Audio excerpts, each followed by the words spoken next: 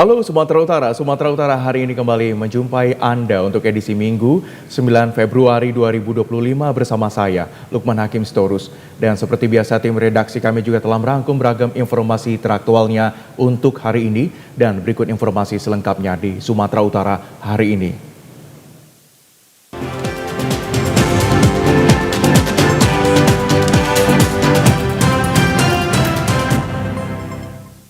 Ya, Saudara, tim intelijen Korem 022 Lantai Timur berhasil menangkap seorang pengedar narkoba memiliki senjata api revolver di kawasan Kabupaten Simalungun. Penangkapan tersangka pengedar narkotika merupakan warga Huta Mahai, Kecamatan Dolo, Batu Nagar, Simalungun, ditangkap prajurit TNI di Desa Nagaraya 2, Kecamatan Bandar Huluan, Kabupaten Simalungun. Dari tangan tersangka, petugas menemukan barang bukti sabu-sabu seberat 22,68 gram, senpi bersama 6 butir peluru revolver, uang tunai jutaan rupiah, dan barang bukti lainnya. Penangkapan tersangka merupakan laporan dari masyarakat dianggap meresahkan keberadaannya, apalagi memiliki senjata api. Kasrem 022 Pantai Timur Letkol Infantri Junianto Simanjuntak mengatakan penangkapan tersangka pengedar narkotika jenis sabu-sabu bersama barang bukti senjata api revolver diduga adanya keterlibatan TNI. Setelah dilakukan penyelidikan mendalam, petugas tidak menemukan keterlibatan TNI dalam peredaran narkotika dan kepemilikan senjata api.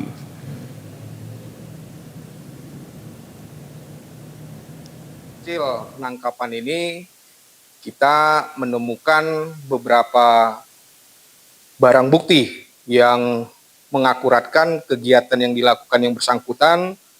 Di dalam hal ini kita lihat tertera ada narkoba jenis sabu-sabu, yang ditemukan juga satu pucuk senpi jenis revolver dan ada beberapa munisi.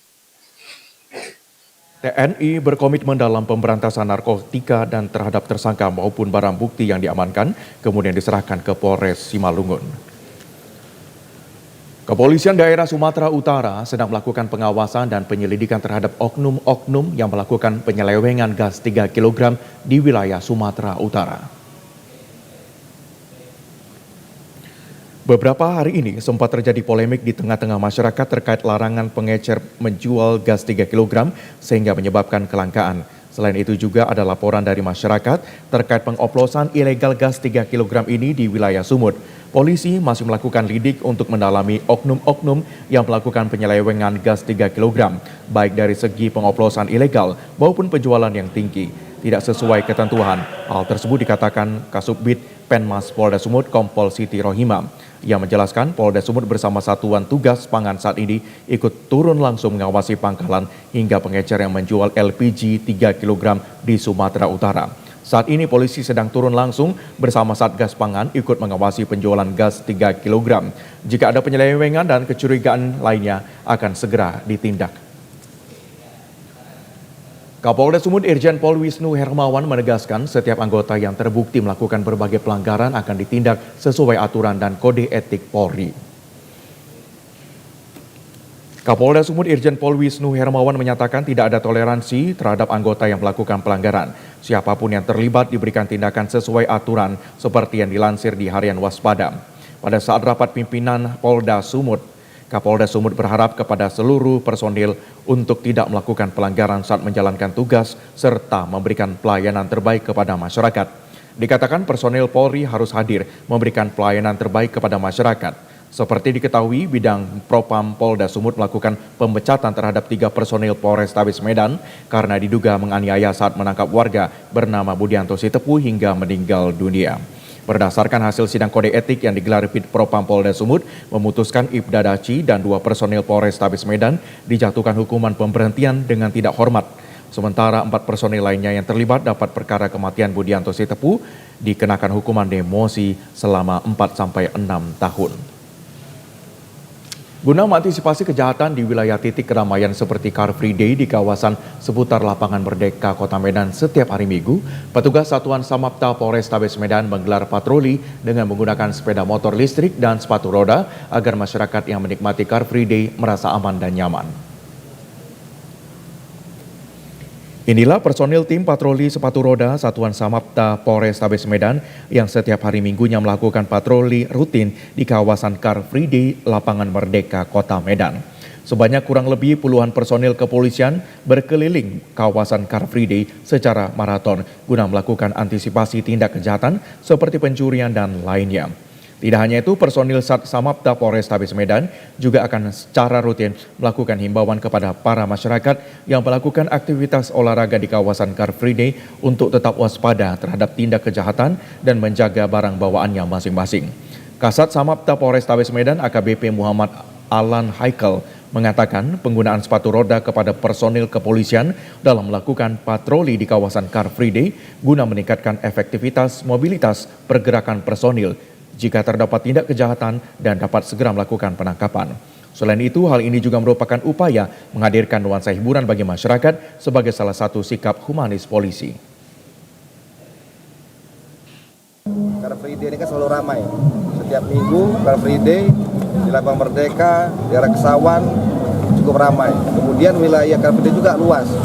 Ya, artinya selain patroli jalan kaki, patroli sepatu roda ini dibentuk agar lebih efektif karena bisa menjangkau lebih cepat. Kemudian juga selain itu juga memberikan nuansa baru, menghibur masyarakat melalui patroli sepatu roda. Program patroli sepatu roda di kawasan Car Free Day ini diinisiasi oleh Kapolrestabes Medan Kombes Pol Gideon Arif Setiawan yang melihat kondisi Car Free Day yang semakin ramai dikunjungi masyarakat, terlebih setelah hampir rampungnya revitalisasi Lapangan Merdeka Medan. Ratusan personil dari satuan jajaran Wing Komando tingkat Kopasgat melakukan latihan terjun di Lanut Suwondo, Medan. Terjun penyegaran statik dan terjun free fall ini menghiasi langit kota Medan yang disaksikan oleh warga dan pelajar. Jajaran Wing Komando 3 Kopasgat yang terdiri dari 4 satuan, yakni Wing Komando 3 Kopasgat, Batalion Komando 462 Kopasgat, Batalion Komando 469 Kopasgat, dan Denhanut 475 Kopasgat laksanakan latihan terjun. Latihan langsung dipimpin oleh Komando Batalion Komando 469 Kopasgat, Mayor Pas John Heriansyah Siregar, diikuti sebanyak ratusan prajurit dengan terjun penyegaran statik dan free fall. Latihan terjun penyegaran ini bagian dari upaya meningkatkan kemampuan serta keterampilan terjun statik dan free fall, serta kesiapan operasional seluruh personil menghadapi tugas-tugas mendatang. Sebanyak ratusan personil terlibat dalam latihan ini, terdiri dari 193 penerjun statik dan 32 penerjun free fall. Perbedaan antara terjun statik dan free fall terletak pada jenis payung dan ketinggian penerjunan. Penerjunan statik menggunakan payung berbentuk bulat dengan ketinggian sekitar 1000 feet AGL, sementara free fall dilakukan dari ketinggian 10.000 feet AGL dengan payung berbentuk square yang lebih mudah dikendalikan.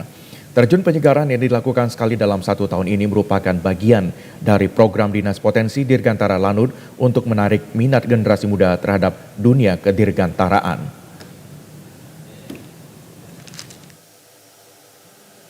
Kegiatan ini kita laksanakan setiap tahunnya, Jungar di seluruh Indonesia, prajurit Kopasgat. Tujuan ini karena kami insan TNI Angkatan Udara prajurit payung, jadi kami harus melatihkan setiap tahunnya. Jadi untuk melatihkan prajurit mereka dan memastikan kesiapan mereka untuk melaksanakan operasi. Sebanyak 50.000 liter minyak kita disiapkan untuk masyarakat Sumatera Utara menjelang bulan Ramadan 2025. Hal tersebut dikatakan pimpinan wilayah Perum Bulog Sumatera Utara Budi Cahyanto yang dilansir Antara.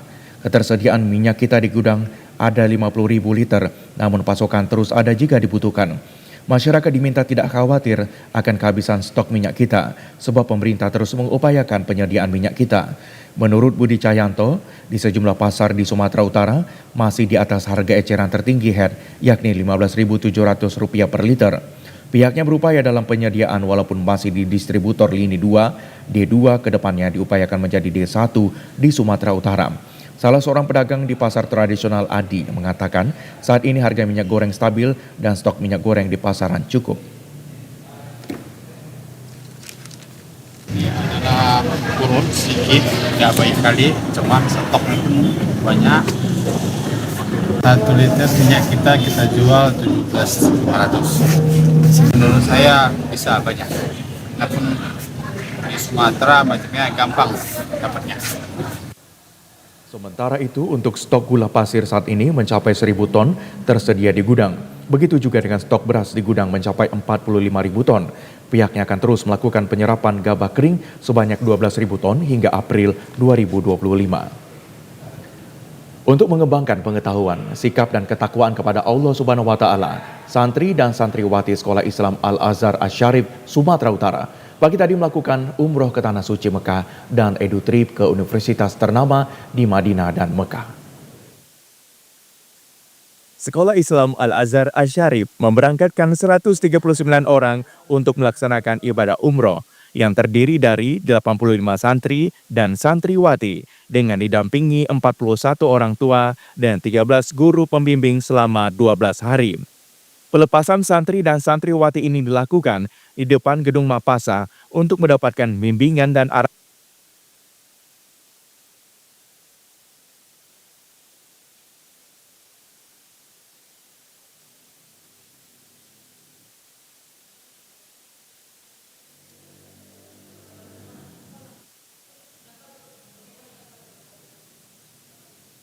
Saudara, keluarga besar Sekolah Islam Al-Azhar Asy-Syarif Sumatera Utara dengan penuh kehangatan melepas rombongan santri dan santriwati yang berangkat dalam edutrip umroh dan kunjungan ke kampus Islam di Madinah pagi tadi di Deli Serdang.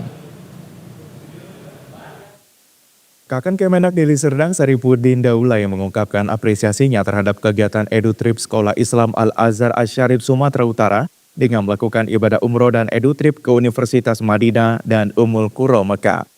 Sarifuddin juga mengatakan kegiatan tersebut sebagai sebuah langkah signifikan dalam pembangunan spiritualitas dan pengetahuan keislaman bagi peserta. Ia berharap agar edutrip ini tidak hanya menjadi sekedar perjalanan fisik, tetapi juga menjadi perjalanan spiritual yang mendalam bagi setiap peserta. Direktur Sekolah Islam Al-Azhar Asy-Syarif Dr. Muhammad Adian Simanjuntak turut memberikan informasi detail tentang peserta edutrip umroh kali ini. Program ini merupakan kegiatan tahunan yang kedua kalinya dan telah direncanakan sejak awal berdirinya Al-Azhar Asy-Syarif. Edutrip umroh ini menjadi sebuah pencapaian istimewa bagi sekolah yang baru berusia 6 tahun ini. Adian Simanjuntak mengingatkan kepada para jemaah selama menjalankan ibadah harus patuh kepada ketentuan dari Majelis Ulama Indonesia Sumatera Utara, yakni tidak melakukan sesi foto atau live ketika tawaf sehingga tidak mencederai amalia rukun umroh. Adian yang juga ikut memimpin umroh mengatakan melalui edutrip umroh ini, para santri harus banyak bersyukur karena telah diberikan rezeki dan pendidikan yang baik hingga akhirnya bisa berada di Sekolah Al-Azhar Asy-Syarif Sumatera Utara. Sekolah Al-Azhar Asy-Syarif juga setiap tahunnya memberikan reward kepada para guru dengan setia membimbing para santri dan santriwati selama berada di bangku pendidikan untuk melaksanakan ibadah umroh secara bergantian. Berbagai cara umat muslim memperingati Isra Mi'raj Nabi Muhammad SAW, diantaranya meningkatkan silaturahmi di masjid dengan tausiah al-Ustadz untuk membangun pribadi yang taat berakhlakul karimah. Tradisi peringatan Isra Mi'raj 1446 Hijriah dilakukan warga Pulau Brayan Bengkel, Medan Timur kemarin malam dengan cara bersilaturahmi di Masjid Amalia, mendengarkan tausiah dari al-Ustadz hingga larut malam. Dengan antusias mulai dari anak-anak, remaja hingga orang tua berkumpul menyemarakkan Isra Mi'raj di masjid. Diawali dengan lantunan pembacaan Al-Quran diikuti oleh masyarakat lingkungan 90 Brayan Bengkel. Penasihat Badan Kemakmuran Masjid Amalia Haji Alex Purwanto mengatakan peringatan Isra Mi'raj merupakan momentum untuk meningkatkan silaturahmi bagi masyarakat sekitar dan lebih mendekatkan diri kepada Sang Khalik. Dengan silaturahmi yang dibangun tersebut, diharapkan dapat menularkan kepada generasi muda untuk meningkatkan kegiatan ibadah dan amalannya guna memakmurkan masjid. Meski sempat vakum akibat wabah COVID, peringatan momentum Hari Besar Islam harus dilaksanakan di masjid bagi umat muslim. Ini baru yang ketiga kali terselenggara setelah COVID. Ya, kami mudah-mudahan ini Allah melimpahkan kesehatan kepada kita semua. Ya, sehingga pelaksanaan ini yang dilaksanakan di lingkungan ini Jalan Kuda 2, Kelurahan Kuda Migran ini mudah-mudahan terlaksana selanjutnya. Amin. Terima kasih. Dan melihat seseorang itu dia bertakwa sama Allah juga termasuk lihat sholatnya. Iya, kalau sering ke masjid berjamaah, sampai Nabi mengatakan fala yashhad anna lahul iman. Orang yang berjamaah ke masjid itu saksikan kata Rasulullah kalau dia itu adalah orang yang beriman kepada Allah Subhanahu wa taala. Perjalanan Isra Mi'raj mampu mengingatkan umat Islam pentingnya meningkatkan kualitas ibadah dan memperkuat hubungan kepada Sang Pencipta. Ya, Saudara, Wakil Menteri Komunikasi dan Digital Nezar Patria menilai Hari Pers Nasional 2025 yang jatuh hari ini sebagai momentum bagi seluruh ekosistem pers di Indonesia untuk memperkuat kolaborasi dalam menghadapi tantangan dan peluang yang muncul akibat disrupsi digital. Hari Pers Nasional adalah satu momentum yang baik bagi semua ekosistem pers nasional dan bisa bersama-sama meningkatkan kolaborasi menghadapi ancaman dan juga peluang dari disrupsi digital yang terjadi saat ini. Seperti dikutip pada Harian Antara, lebih lanjut Nezar menekankan bahwa dampak teknologi informasi terhadap media arus utama mainstream telah memberikan tekanan yang signifikan.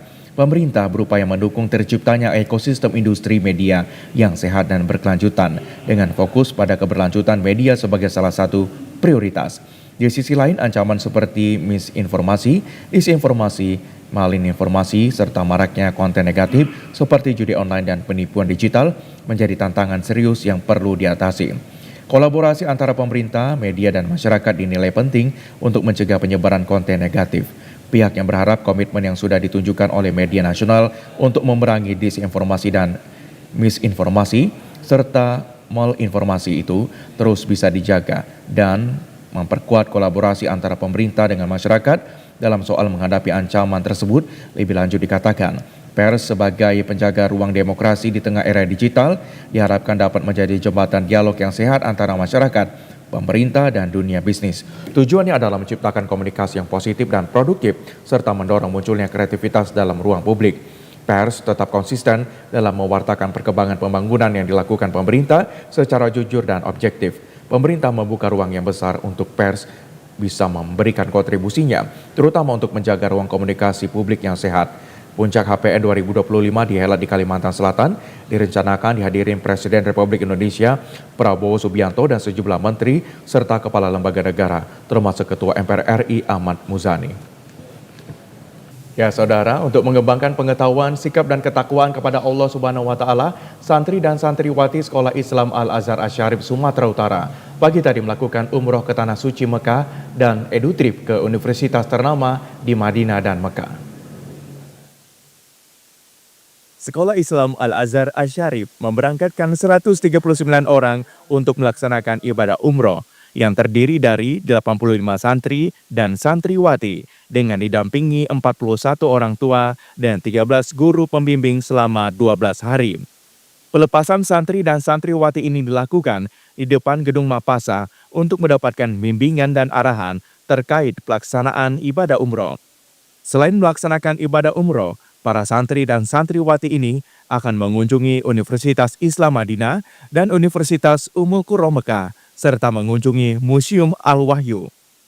Pembina Yayasan Haji Maratua Simanjuntak dalam arahannya mengatakan, orang yang sudah berniat menuju Baitullah tidak boleh menurutkan keinginan hawa nafsu, mengutamakan dunia dan tidak mementingkan akhirat, serta tidak boleh berbantah-bantahan.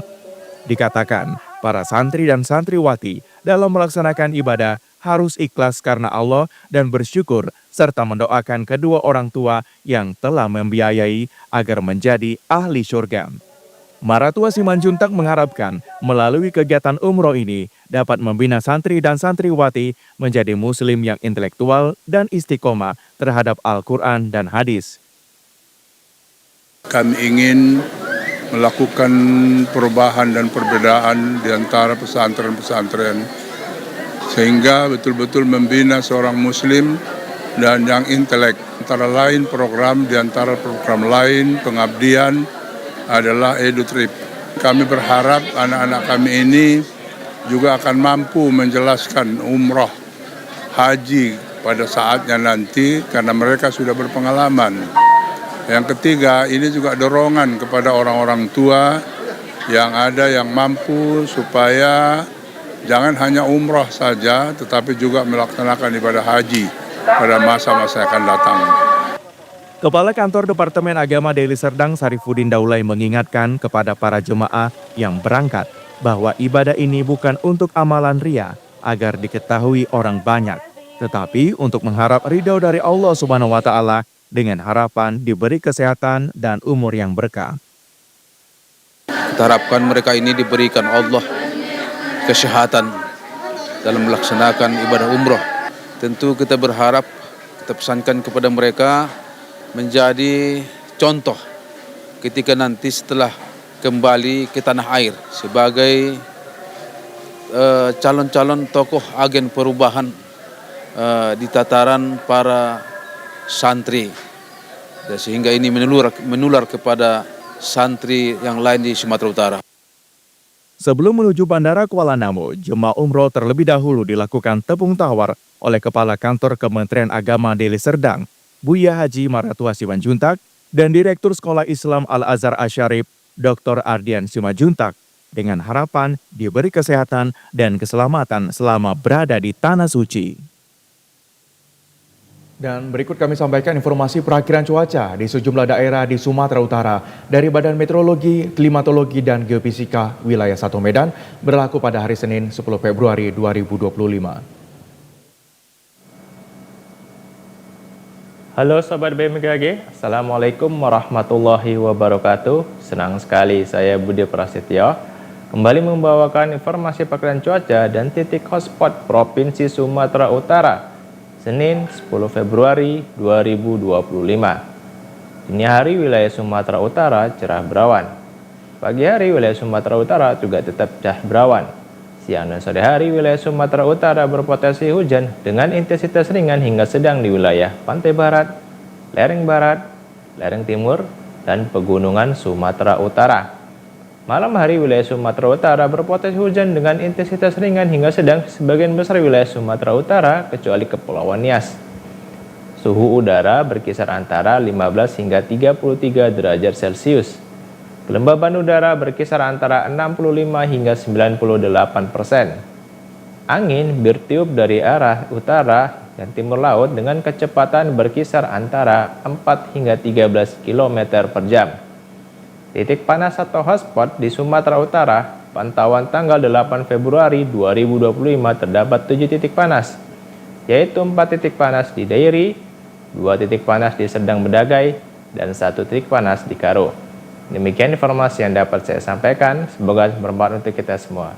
Assalamualaikum warahmatullahi wabarakatuh. Informasi tadi mengakhiri jumpa kita di Sumatera Utara hari ini. Mewakili kerabat kerja yang bertugas, saya Lukman Hakim Storus mengucapkan terima kasih atas perhatian dan kebersamaan Anda. TVRI, Media Pemersatu Bangsa. Sampai jumpa.